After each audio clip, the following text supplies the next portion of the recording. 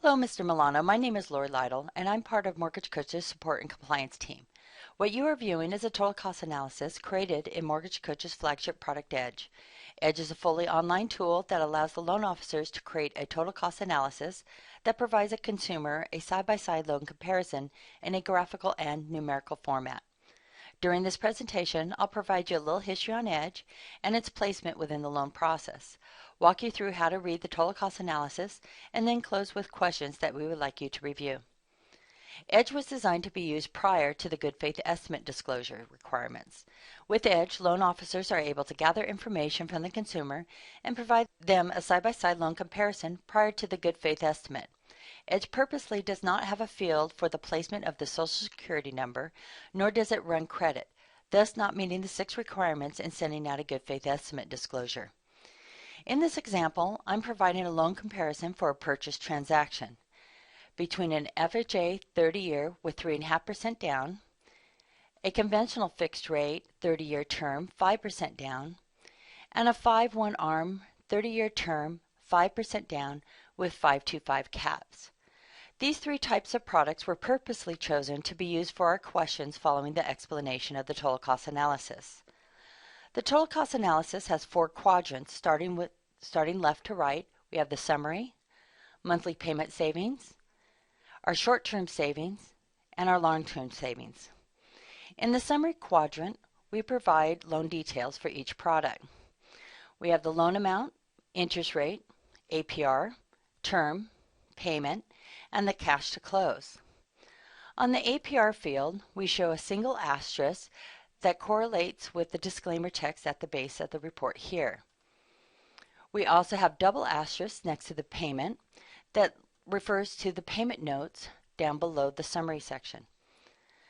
To view more details on the loan products, if you click on the More Info button, it will provide you information about the payment breakdown, the closing costs, and we have a reinvestment strategy screen. In the payment costs, what we're showing is the sales price, P&I payment, their escrows if they enter them into the system, and the total PITI payment, which is the principal, interest, taxes, and insurance. Clicking onto our closing costs tab, we provide the down payment, the loan to value ratio, APR costs, non-APR costs, if the loan has points or upfront MIP or VA funding fee, prepaids, which are the escrow reserves of taxes and hazard insurance. If the loan has a contribution paid by the lender, seller, or broker, we display it here. Then we total it up to provide the cash to close. To get more information about the fee details, if you click on the button here, it will display the fees in an itemized format.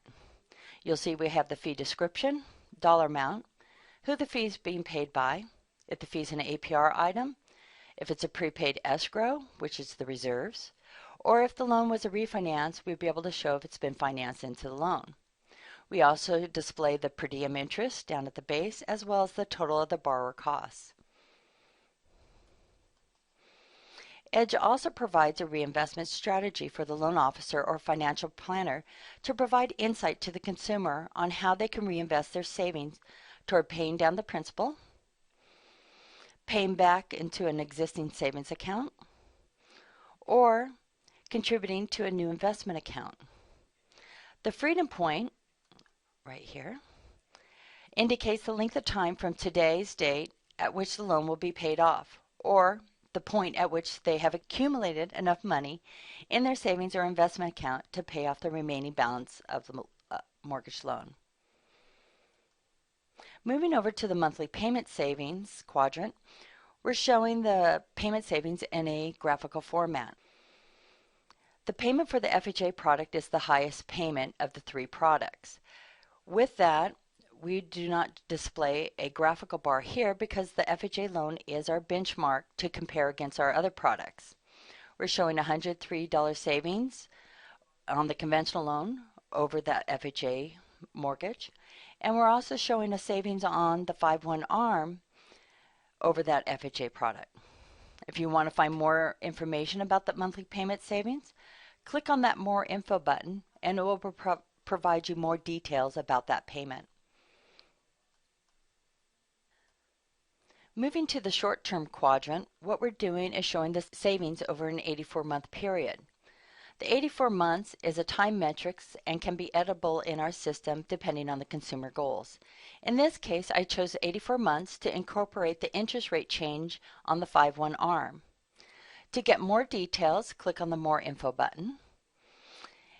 And what this short-term savings, what we do is comprise the cost of the loan, which is the interest and mortgage insurance paid over that 84-month period, as well as the fees that are being charged on the loan.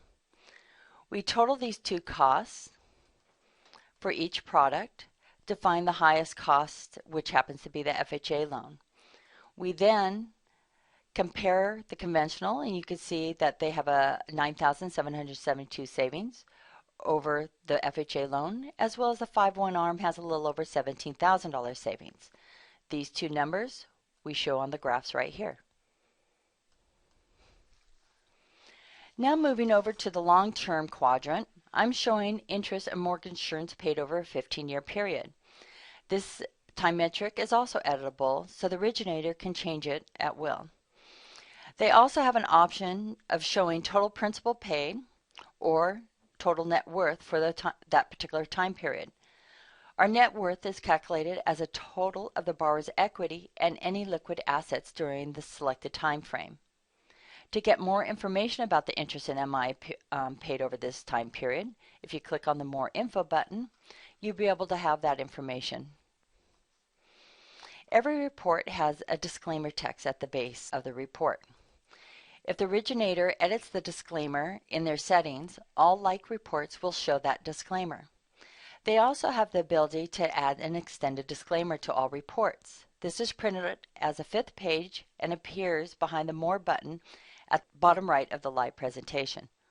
So if I click on the More Info, what I have provided here is some information from one of our lenders. What they have done is provided the company name and their national mortgage license, as well as the different states and branch license as well.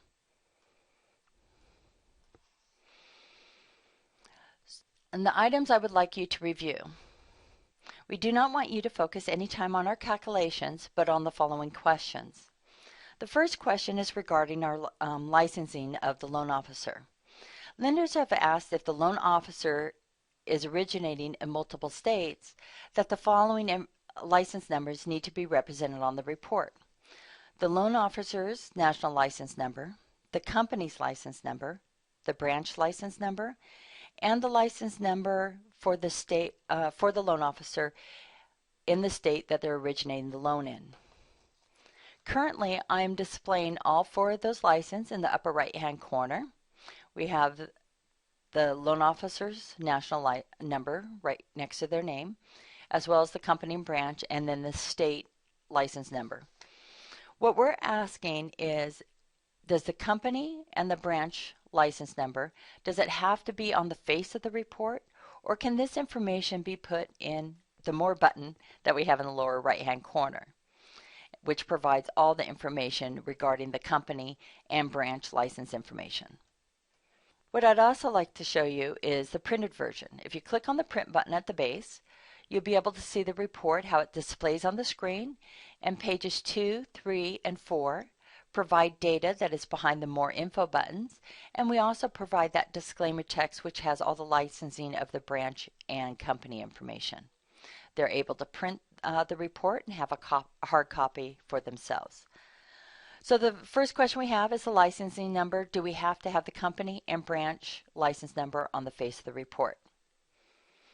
Next question I have is regarding close proximity, and in this case for the payment with the double asterisk referring to the payment notes.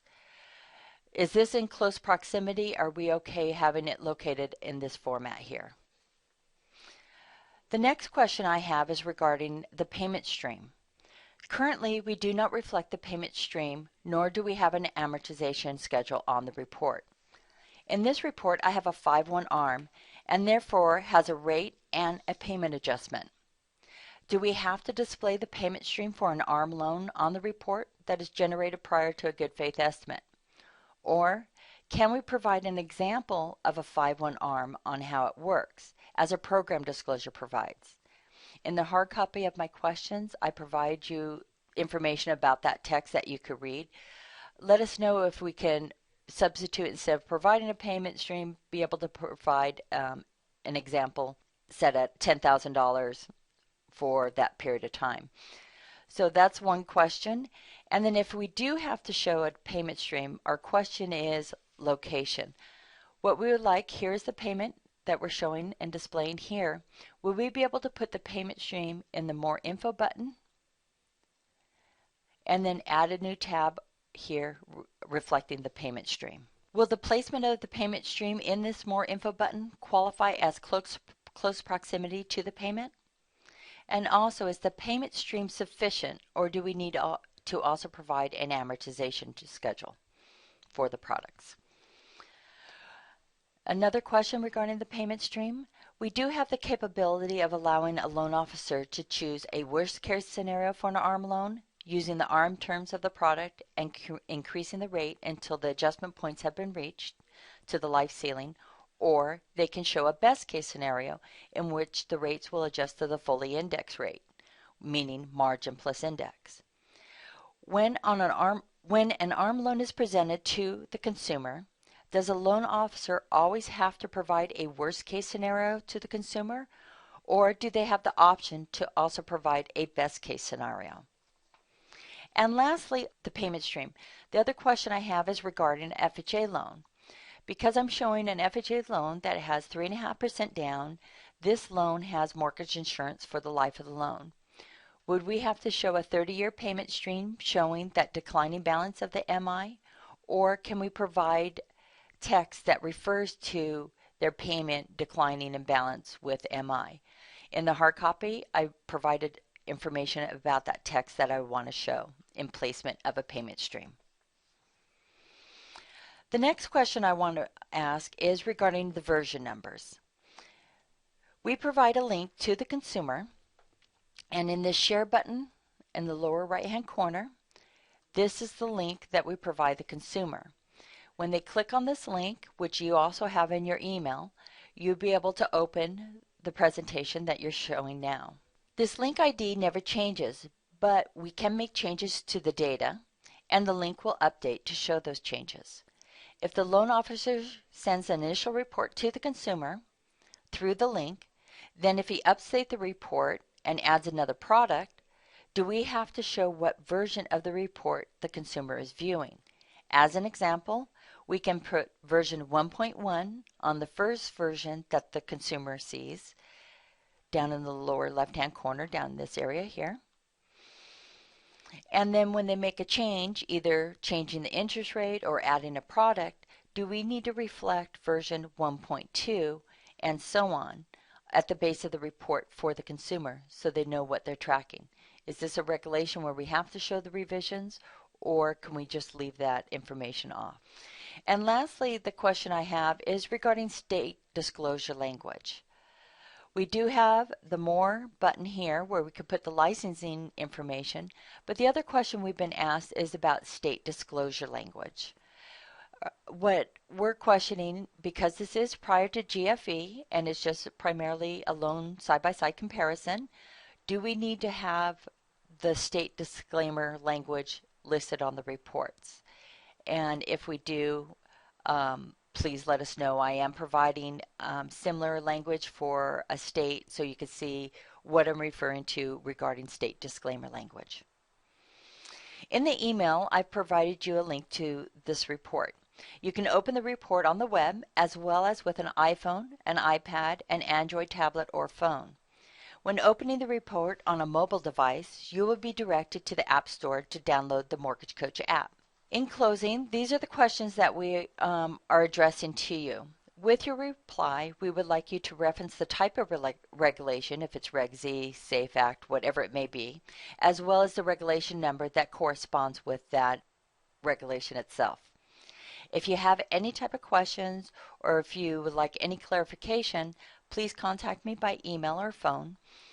And as you're viewing this report, if you see any other type of items that would need to be addressed on the report that we are not showing, please provide that information to us and we'll take that into consideration. Thank you, Mr. Milano, for your time, and I'm looking forward to reading your responses. Have a good day.